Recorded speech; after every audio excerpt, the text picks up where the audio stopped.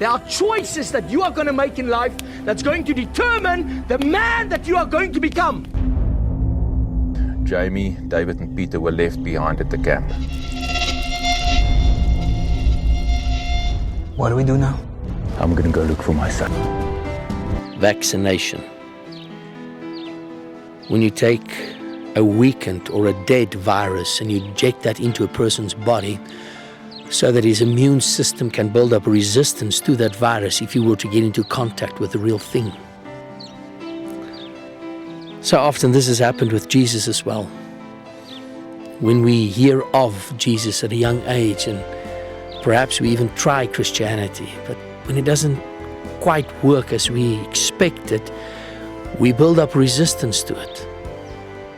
How do you know if you've been vaccinated against Jesus?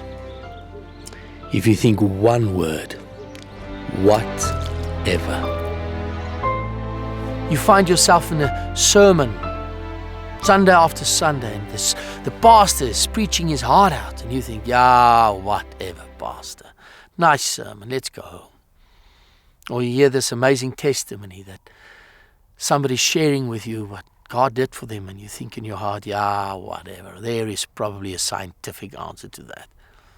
Or you hear this amazing verse in the Bible, like Galatians 4 verse 7, that says, therefore you are no longer a slave, but a son. And if a son, then an heir of God through Jesus Christ. And you think, yeah, whatever. The Bible calls this whatever attitude a hardened heart. We read about it in the parable of the sower, but in Mark 3 verse 5, we read how Jesus looked at the Pharisees and the Sadducees around him with anger and with grief because of the hardness of their hearts. Jesus was angry and sad at the same time because of their whatever attitude. Can you imagine how James must have felt if young Jamie is in a difficult situation? He recalls how his dad taught him how to get out of that situation.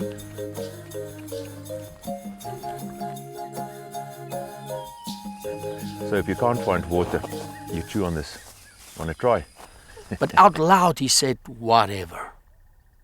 If that happened in the film, can you think that James would have been sad, obviously, but also angry at his son because he wanted to help him? That's why I think Jesus was angry and sad, because he only means good for us.